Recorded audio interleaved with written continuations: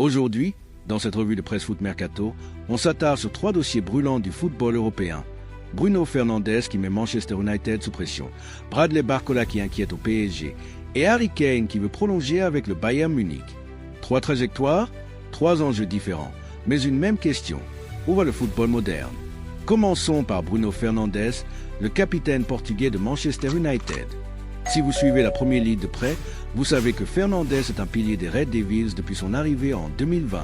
Leader sur le terrain, créateur de jeu, passeur décisif, il est souvent la pièce la plus brillante du collectif mancunien. Et pourtant, aujourd'hui, il se retrouve au cœur d'un bras de fer contractuel qui bouleverse son club. Fernandes est désormais dans la dernière ligne droite de son contrat, qui court jusqu'en 2027 avec une option pour une année supplémentaire. Et ce qui faisait déjà l'actualité, c'est qu'il souhaite un nouveau contrat avec une revalorisation salariale massive. On parle d'un salaire au-delà des 400 000 livres par semaine, soit environ 460 000 euros par semaine. Cela ferait de lui non seulement l'un des joueurs les mieux payés d'Angleterre, mais aussi un des mieux rémunérés d'Europe. Pour comprendre l'impact, il faut remettre cela dans son contexte. United est un club historique, mais qui traverse une période de transition difficile. Après plusieurs saisons sans trophée majeur, des changements d'entraîneur et une reconstruction en cours, Fernandes est imposé comme un leader au milieu de ce chaos. Pourtant, il ne cache pas que c'est probablement le dernier grand contrat de sa carrière et il veut que cela se reflète dans ses conditions financières. Cette situation met évidemment une pression considérable sur Manchester United.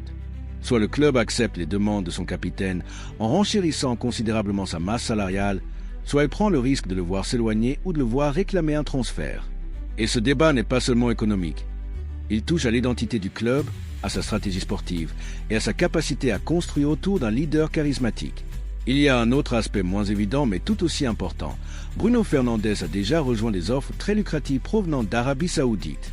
Des clubs comme Al Hilal auraient proposé des contrats extraordinaires, mais le milieu portugais les a refusés, préférant rester en Europe et continuer à évoluer à un haut niveau. Cela montre à quel point sa situation est complexe. Il veut être justement rémunéré, mais il attache aussi de l'importance à la compétitivité sportive. Certains observateurs parlent même d'un malaise latent avec la direction mancunienne, affirmant que Fernandes s'est senti parfois poussé vers la sortie par les décideurs, ce qui l'a blessé. On peut donc comprendre que ces demandes salariales sont aussi une forme de reconnaissance de son rôle et de sa loyauté envers le club. Alors, que pourrait faire Manchester United? Plusieurs options se dessinent. Soit ils acceptent de répondre favorablement à ses exigences, espérant bâtir l'avenir autour de lui. Soit ils prennent le pari d'un renouvellement partiel du groupe en cherchant à réinvestir dans d'autres talents ou en préparant déjà un remplaçant de haut niveau pour la saison prochaine.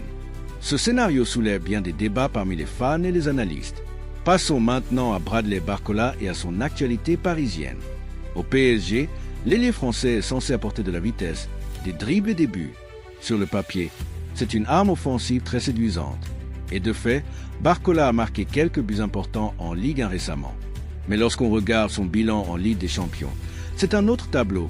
Aucune réalisation dans la plus prestigieuse des compétitions européennes depuis près d'1 an. Ce contraste est inquiétant pour un club comme le PSG, dont l'ambition est de soulever la coupe aux grandes oreilles chaque saison.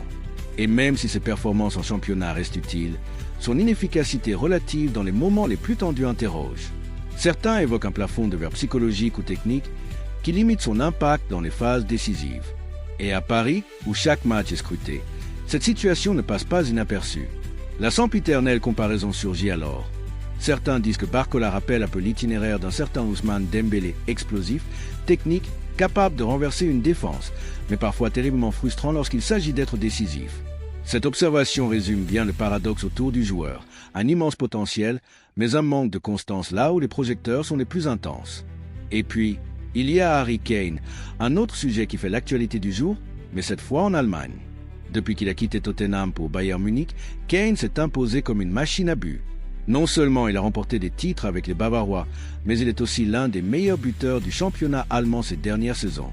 Aujourd'hui, les discussions portent sur une possible prolongation de contrat. Kane, qui a déjà franchi la barre des 100 buts pour le Bayern, veut continuer l'aventure en Bavière plutôt que de retourner en Premier League ou d'envisager un autre défi. Les négociations avec le club avancent doucement, certains dirigeants affirmant qu'il n'y a aucune urgence à boucler l'accord, mais qu'une décision devra intervenir à un moment donné.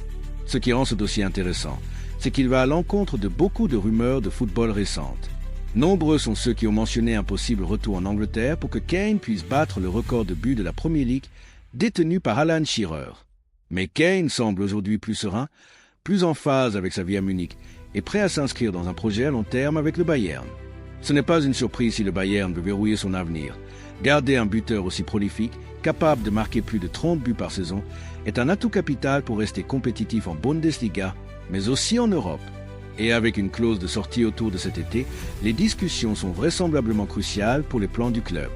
Alors, que retenir de cette revue de presse? D'un côté, un capitaine qui met la pression contractuelle sur son club, cherchant à sécuriser son avenir financier tout en restant compétitif. De l'autre, un jeune attaquant qui doit prouver qu'il peut répondre aux attentes au plus haut niveau. Et enfin, un buteur établi qui construit une nouvelle histoire loin de son pays d'origine. 3 récits, 3 enjeux, mais une même trajectoire. L'importance des choix personnels, économiques et sportifs dans le football moderne. Et maintenant, j'aimerais savoir ce que vous en pensez. Bruno Fernandes mérite-t-il ce gros contrat? Barcola devrait-il être plus décisif en Ligue des Champions? Et Kane doit-il rester au Bayern ou tenter un dernier défi ailleurs?